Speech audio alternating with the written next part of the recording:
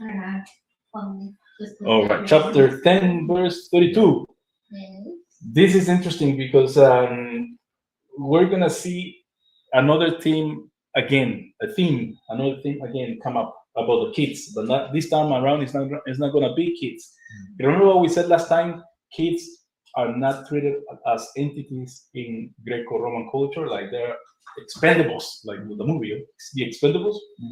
So we're gonna see somebody who does in verse 26, we see a blind man who's also expendable. You're gonna see how they are treated. So, but then verse 32, they were on their way to Jerusalem, with Jesus leading the way, and the disciples were astonished, while those who follow were afraid.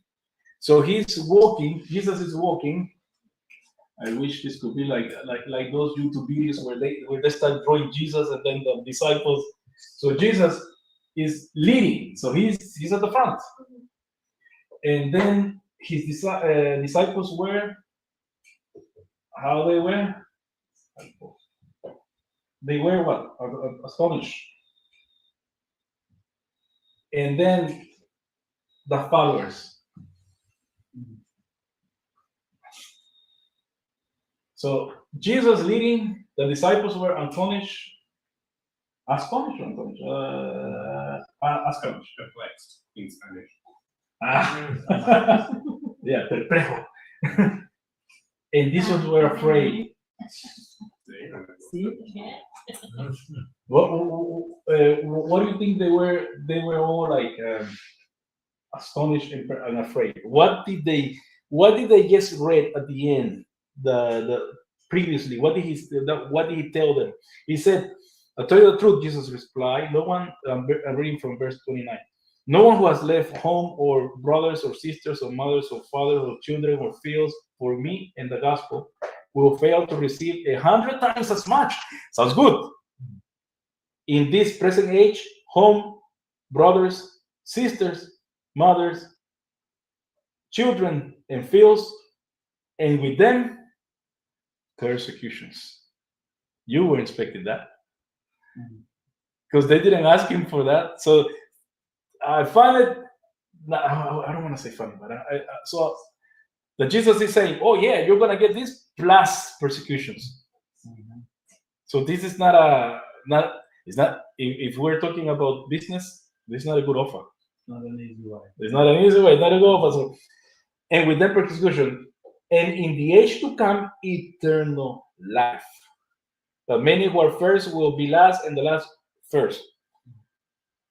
And then we come. They were on their way up to Jerusalem with Jesus leading the way, and the disciples were astonished, while those who follow were afraid. So he makes a contrast difference between disciples and followers. So some followers are going to be astonished, but if you just follow, you're going to be afraid because you're not as committed. Commitment.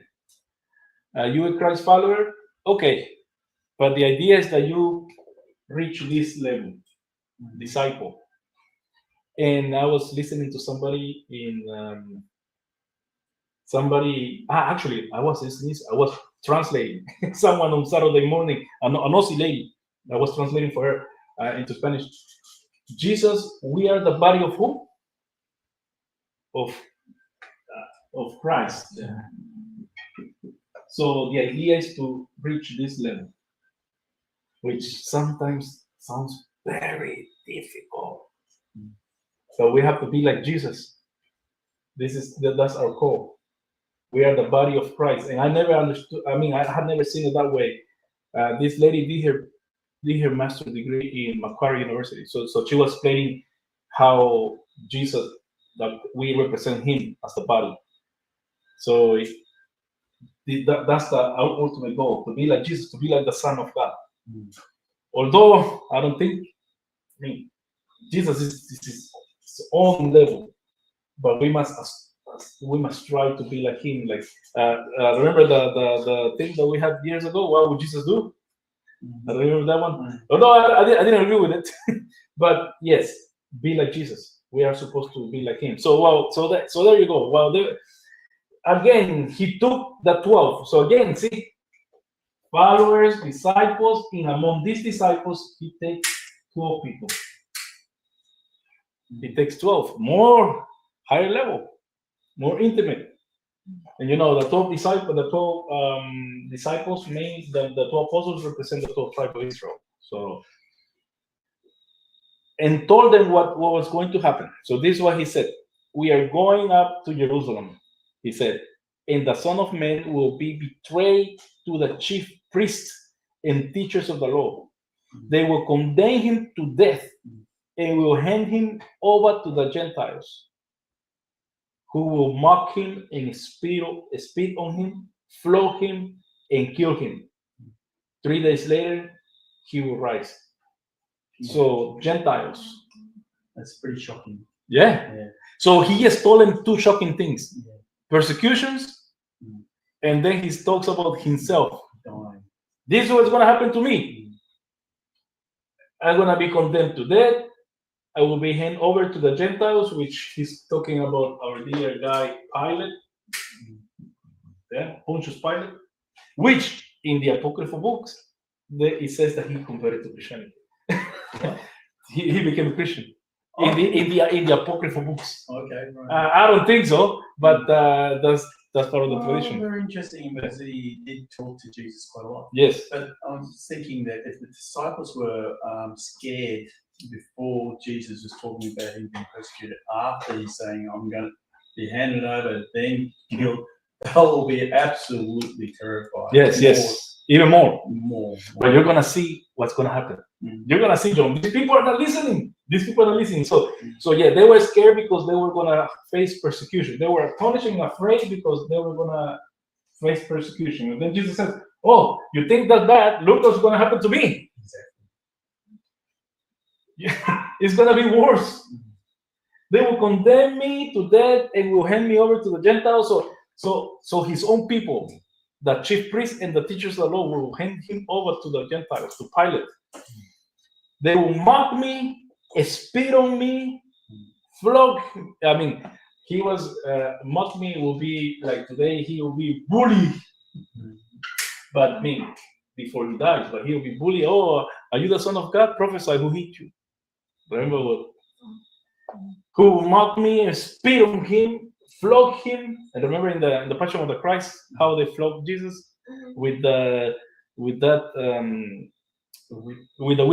with pieces of with pieces of so that with pieces of bones, or when you got it, take out. Every time I see that, I feel some things. And kill him. 3 days later he will rise. So, but he gives you a hope. 3 days later he will rise. And then we keep on going. But this is the first scene. The second scene is like they're crazy. But going back to just that last one, I know he's saying it very quickly. In 3 days, I'll rise. They'll be going. Mm-hmm. What is he talking about? I know it was just a sentence. Yes. But killing you 3 days and then I'll rise. Mm-hmm. You think they'll be going, questioning that. What's he talking about? Remember in the other Gospels, it says that they were afraid of asking him. I think I can look it up. That's what always. Yeah, well, that's what we have hindsight. So we that's what I'll be doing. But this part, these guys they weren't doing. Afraid. Let me see.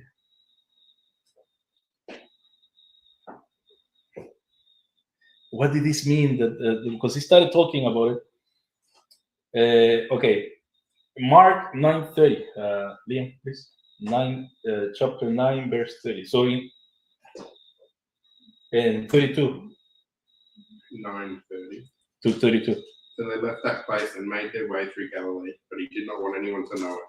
But he was teaching his disciples and telling them, the Son of Man is going to be betrayed into the hands of men. They will kill him, and after he's killed, he will rise 3 days later. But they did not understand his statement, and they were afraid to ask him. So they were afraid to ask. And then in 32? That was it. That was 32. Oh, okay, all the way to 32, okay. And then Luke 9:45 says the same thing, but they didn't know what he meant. Its significance was hidden from them, so they couldn't understand, and they were afraid to ask him about it. Why they were afraid? I don't know. The text doesn't say. It leaves a lot of gaps. That's the thing. It's like the writer doesn't care about it. All I want you to know is that they are afraid. So maybe he's teaching us we're not supposed to be afraid. We have to ask him. We have to ask questions. We have to try to understand what we're being taught. Maybe. I mean, either way. So after they were afraid, after Jesus told them that he was gonna die, then comes a request. James and John, the sons of Zebedee, came to him. Teacher, they said, if we want you to do for us whatever we ask. Whatever we ask. That's a big ask. Whatever. What do you want me to do for you? He asked. He asked. They replied, let us, one of us sit at your right and the other at your left in your glory. He just told them that he was going to die. So I'm going to try to, I think I can do it. So there's Jesus. Imagine Jesus in the throne. Oh, yeah, I know. Nice. Well, the other day, John, I told you, I couldn't draw you in a dog, so I'm trying to do my best.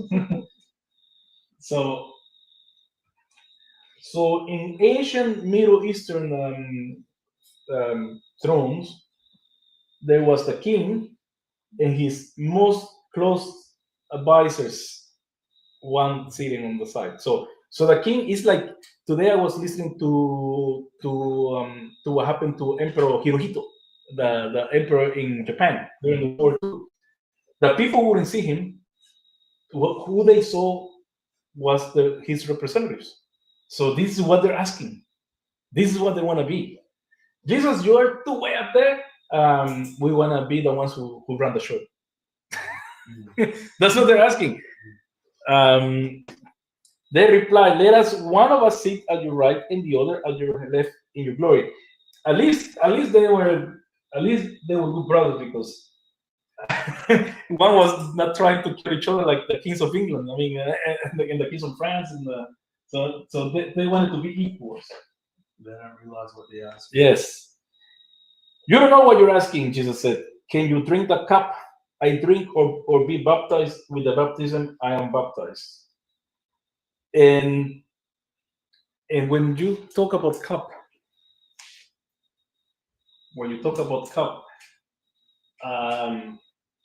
in the Old Testament, what does that usually bring into your mind? Cup in the Old Testament. Anybody? Satisfied, feeling yourself. Yes, that could be. My cup runs over. Yes. Or the drink offering.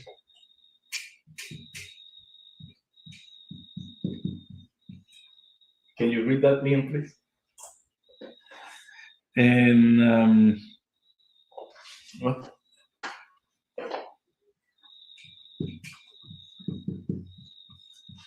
And then we go to the New Testament. Well, I could use this one because a friend of mine translated a book, Obadiah 16, verse 16. This is what your Lord says, the Lord, even your God, who defends his people. Look, I've removed from your hand the cup that causes staggering, that goblet, the cup of my fury, you will never drink again. Yes, a cup of fury. So he talks about the cup. Who's gonna receive the wrath of God on the cross? Not James and John. And we're gonna see later what Jesus talked about. So Jeremiah 25:15. Maybe you want to do it, John? You want? And David, can you look for this book? This book, look in your index at the beginning of the Bible, Obadiah. Yeah. Go to the front and you look for Obadiah, and there's only it's 1 page long. But it's a very obscure book. Jeremiah 25:15.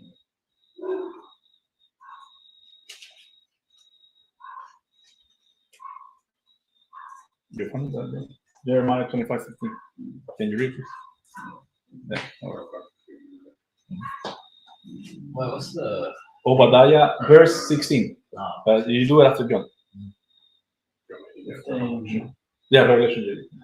So what does it say? For thus says the Lord God of Israel to me, take this wine of cup of fury from my hand, and cause all the nations to whom I send you to drink it.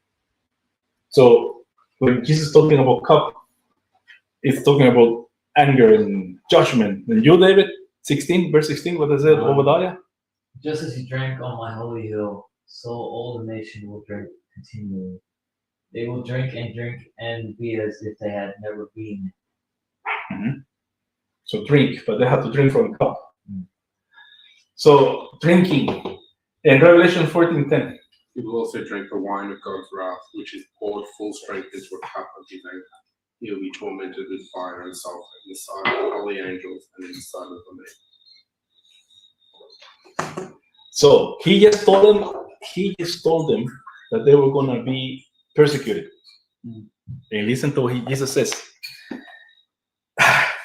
Well, 38, you don't know what you're asking, Jesus said. Can you drink the cup I drink or be baptized with the baptism I am baptized with?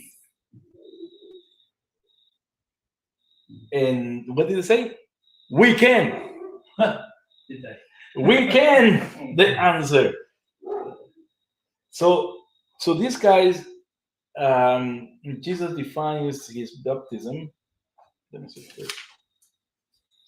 Jesus says, in Luke 12:49 and 50, Jesus says, I have come to bring fire on the earth, and how I wish it were already kindled.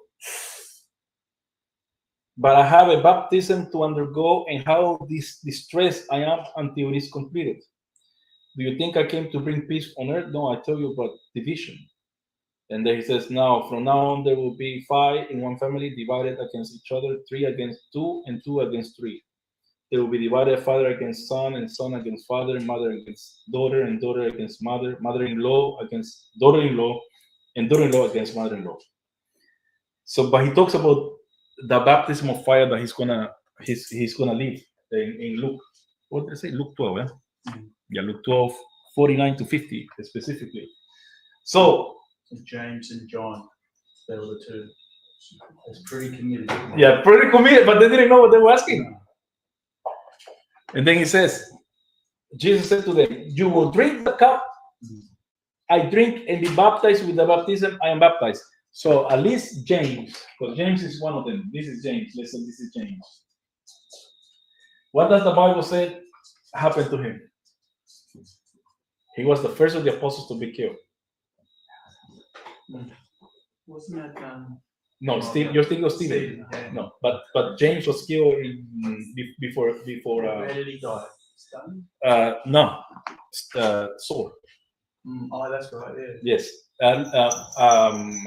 What's his name? Not Pilate. Herod killed him. The previous chapter. Let me see. Let me see if you may be right. Maybe maybe he died when they were.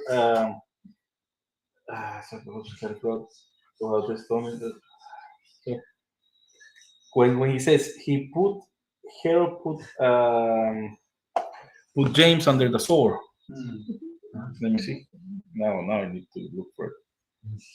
So you see how he died, James. Because there were 2 James. Remember the brother, Jesus' brother, and So is that Jesus' brother? no, this is not Jesus' brother.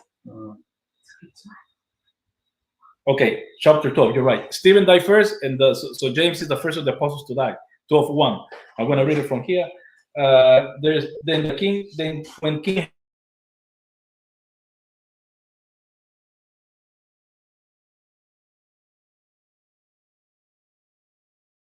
James, persecution. So it did happen. So the wrath of God or the wrath of the nations came on top of him. And John, is he the one that wrote the Revelation. Yes. Well, to be a bit more like you like it to be, there's a discussion. Either it was John the one who wrote the Bible, the book of John, or there's another John in Ephesus as well. And there's a big, and always when you read a commentary, you always put the options. Either there were two Johns, and we don't know who wrote what. Which one was Jesus' brother? None of them.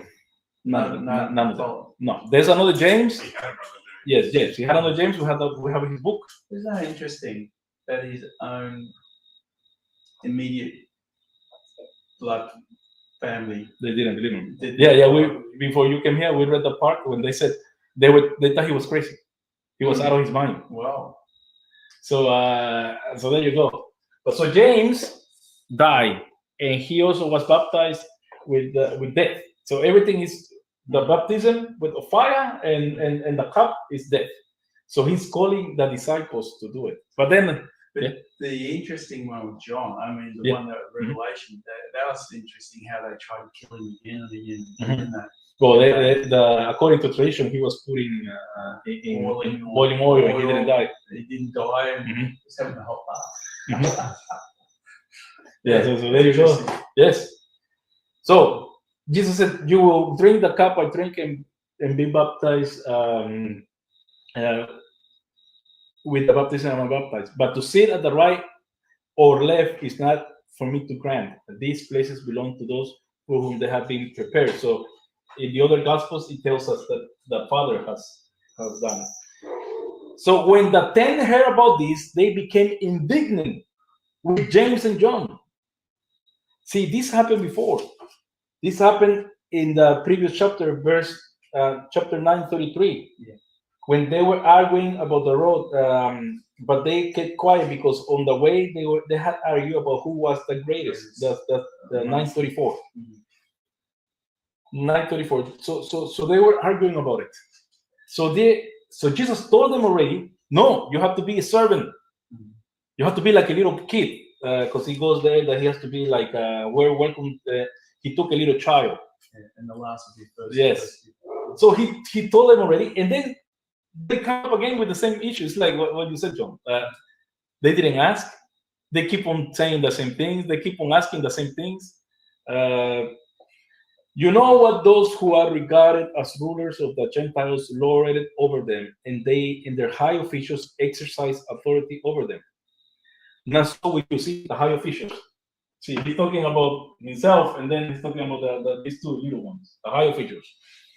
Not so with you. Instead, whoever wants to become great among you must be your servant, like public officials, yeah, supposed to be. And whoever wants to be first must be slave to all.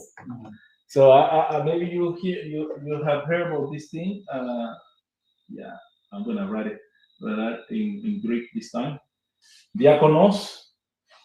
Oh, what did I put?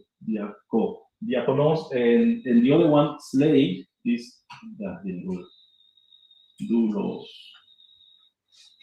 doulos. So servant and slave, doulos. So this is where we get the word deacon, diakonos. And doulos, we don't use the word slave. Slave. What's the difference between? A servant, It's kind of like staff compared yes, to a slave. and a doulos is somebody who has no freedom. But the things that within Greco-Roman society, they're almost the same. They're almost the same because the two of them are serving somebody. So you always have to serve. So you are like you said, staff, but you're still serving. But some people are doulos, slaves, but you're still serving someone. So you are serving. Serving is the main issue here in the church. You have to serve. Whoever wants to be first must be slave of all. For even the Son of Man, this is important. This is a very important part of what he's saying for Jesus. What he's saying. For even the Son of Man did not come to be served, but to serve, and to give his life as a ransom for many. So this is Jesus. This is the reason why he came, to give his life as a ransom. Why? How do you free a slave? By ransom, by buying them. So he's he's using images from the world, how they understood. So he is a servant. Jesus came to serve so he can free the slaves. And who did that? Who freed the slaves in the Old Testament? Moses. And what did Moses said? There will be another prophet like me. Deuteronomy chapter 18. So who's Jesus saying? He is the prophet. But then again, you have to understand. But we're reading back because we have the whole gospel. We know the end, but the disciples didn't know the end. The disciples were hoping for something else.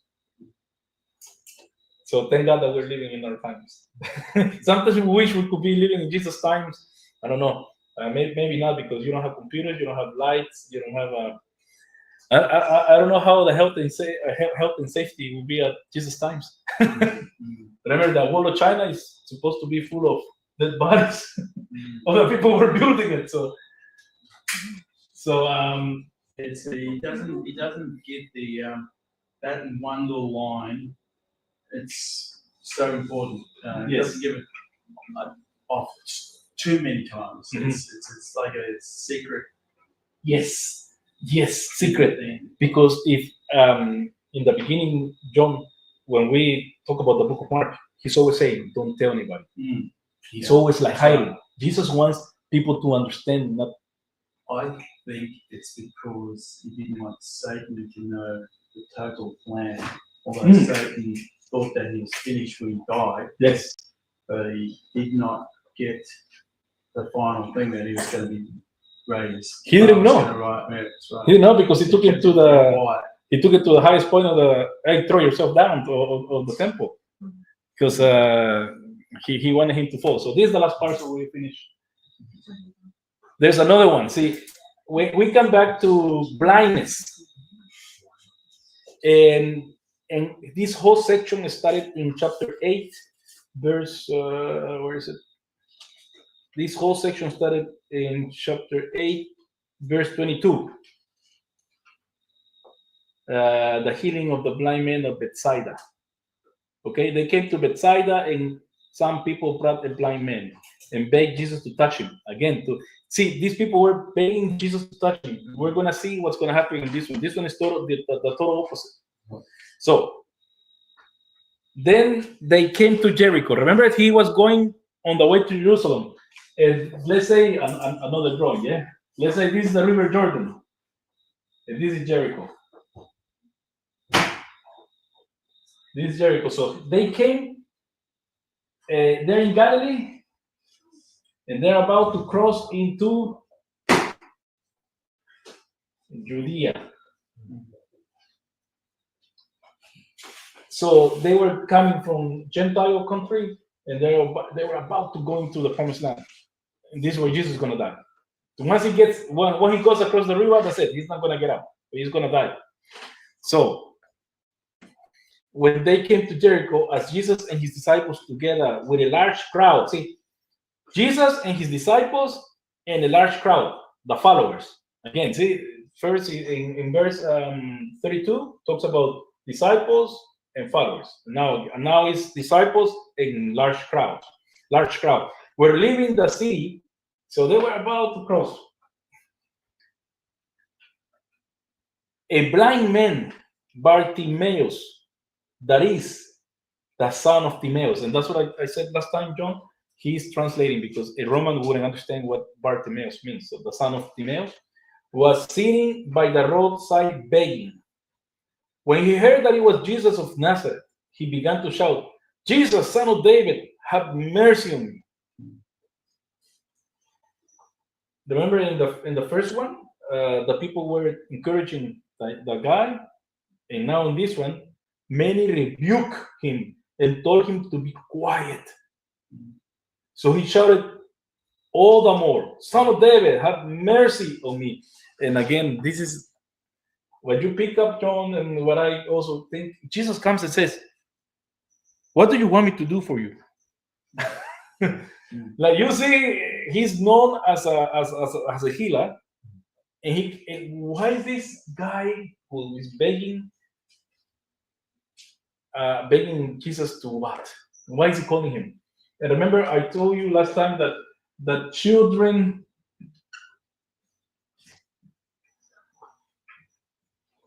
women,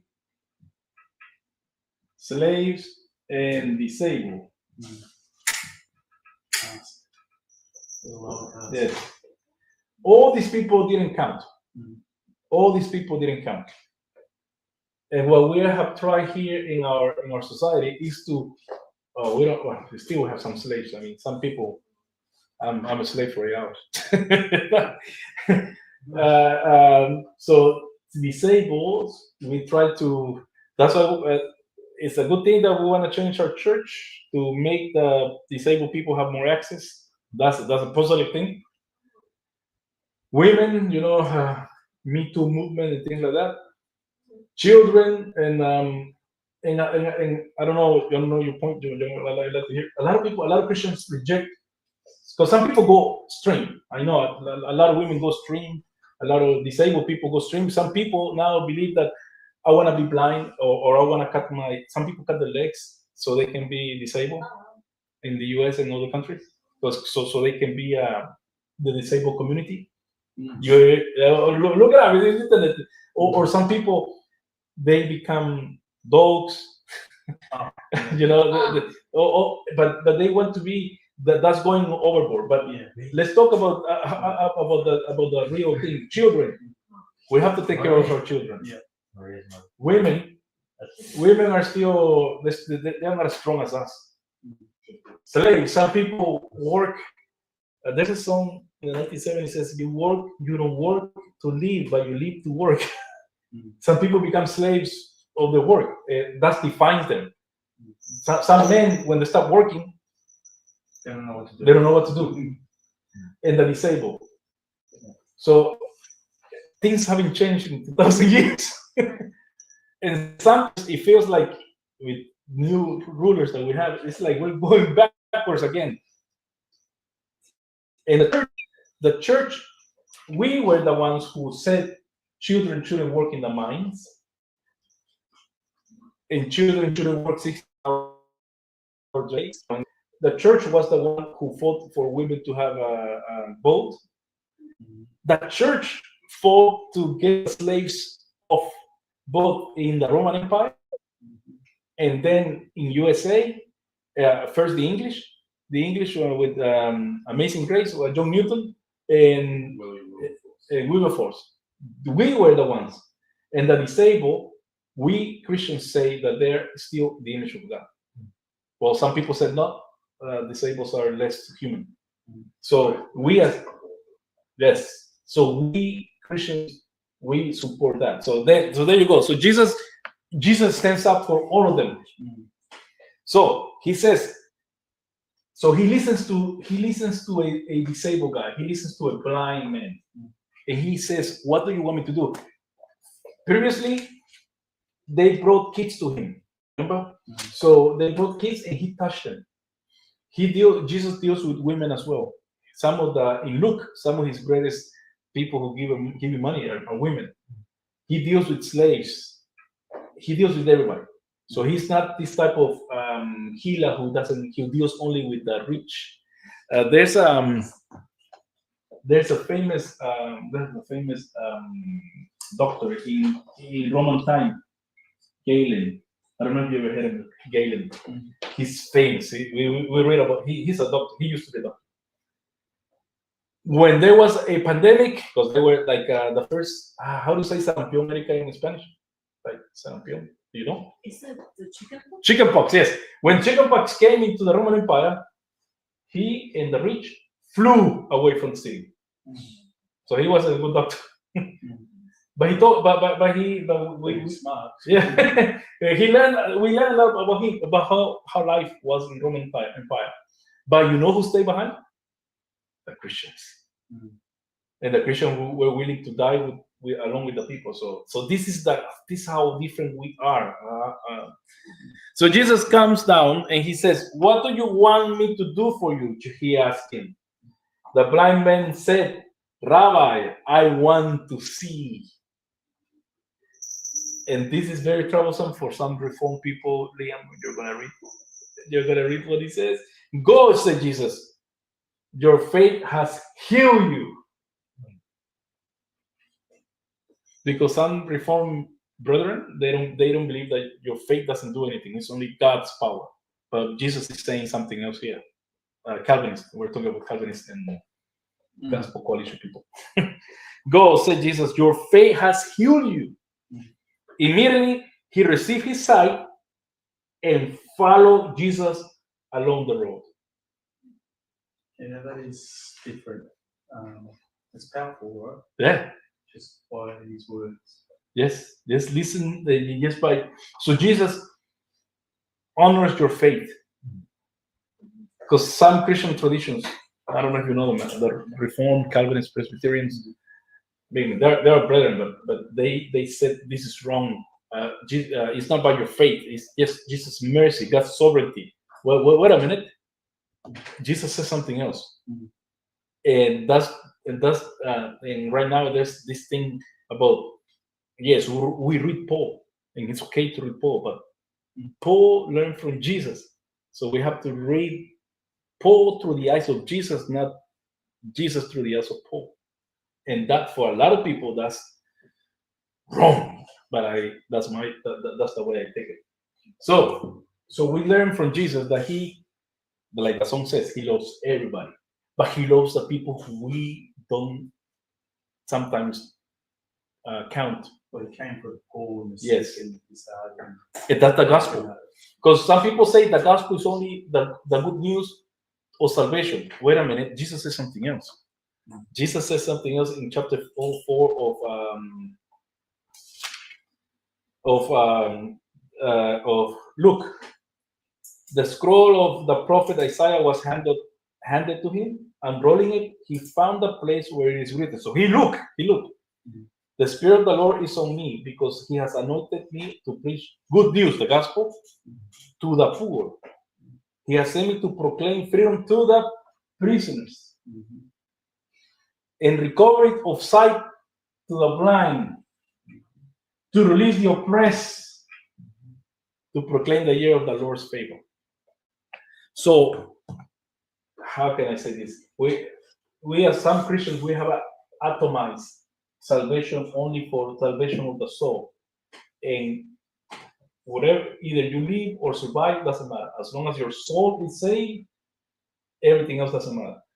So, in my case, that I've been a Christian since I'm like, I remember I accepted the Lord when I was 7. So from 7 years old, now what? Now what? What do I do for the rest of my life? So I have to look out for these people. I have to look out for my family. But I know your forte is teaching. But do you see yourself much evangelizing, or like you're Yes. saying this? Yes. Anyone you meet, Telling Jesus. you feel Jesus. okay to go and talk to or help a disabled person or talk to. Yes. Yeah, that's great. Yes. I used to go to the detention center. When there were a lot of I was in Anglican church, so I could go in there. When you go to visit the old people too? Yes. See, in our church, we don't have the ministry, and maybe something to think about. In the other churches I've been to, we had the ministry of going to the nursing homes. Actually in Durham too, in 2011, 2014. So you talk to the people there and evangelize, do a service, and they come and they hear the gospel. So yes. So we have to be open for that, because that's a command. To preach the good news is for everybody. I spoke to Andrew about it. I mean, I do evangelists every weekend on wherever he's stationed, and mentioned that after church, maybe we should just near the park. We've got a perfect place, especially on a nice day. So many people sitting there and having picnic, just half an hour probably, walk around, give them some leaflets. I don't think we're allowed to give them any leaflets. They can, you know, spread the good news and say, hey, look at this church. It's just around the corner. invite them there. I know there's the Filipinos or other people. Indonesian. Indonesian. Indonesians. That's Hmm. well, you know, we can work. Mhm. in The that. library. Yeah, the library. Yeah, that's No, good. no, in our church, I think in the afternoon. Oh, the Tom And man, Lands. Like after church, we go for a walk, and a lot evangelize those little maybe say invite them come back to church. Even play the guitar so people make some noise so people look, turn around. Yeah. Yeah. So Some- much we can do. we used I to would- do Easter in the park, so the council was Yes. You know, I've spoken to the council and they said you can do that, but as long as you don't give them leaflets out. No leaflets anymore. No. Interesting. But you can go out and sort of preach the good news. We're gonna do a barcode for the site. Yeah. Bike road. Barcode. Oh, barcode. Oh, what do you mean? What do you mean by barcode? Yeah. Next to the site. Oh, okay. Yeah. Yeah, you can download this if you want more information. All electronically, yeah. You see, we get ideas. Okay. So this is gonna close this section of the gospel. We reach another milestone.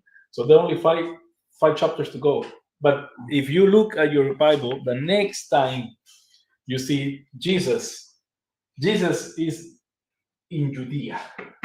And he is, as they approach Jerusalem, they came to Bethphage in Bethany at the Mount of Olives. So he's right there. So he's reached his destination. So from now on, we see Jesus inside Judea. And one thing also, we just saw this miracle of this blind man. This is the last miracle he's gonna make to a human. There's another miracle, and you see it in the next chapter, the withered fig tree. But this is the last miracle we see he does to somebody. He wants to open our eyes to understand and to follow him, because what happened to him. This is all this. Immediately he received his sight, and he didn't go home. He didn't go, all right, okay, I need a job. No, he followed Jesus along the road,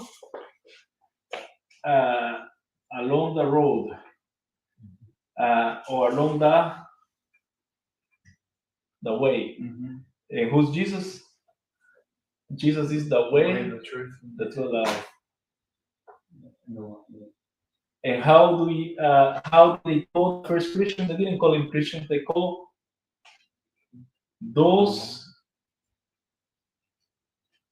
of the way. So this is again, Mark is writing. He wants to give you a message. Once we have our eyes open, it's impossible not to follow Jesus. So the next, I hope we finish the next ones, and maybe we can start doing something that you suggested, John. That'd be good. So Mark, was he the doctor? or- No, Luke was the doctor. That's why the Greek of Luke is so difficult. They don't teach us. When we read Greek, the book that you see at the top, either we start with Mark, but mostly we start with John, because John is so easy, and that's why this is just to final thing that I want to say. That's why it's a big issue regarding John. The Gospel of John and the letters of John are very easy Greek, but when you go to the book of Revelation, the whole thing changes. The Greek is totally different. He breaks all the grammar. He wants to tell us something else. So that's why people say, "Well, this is not the same guy. This is somebody else." But somebody he named John in Ephesus. But anyway, but that's a bit of history. Okay, I'd like to finish now.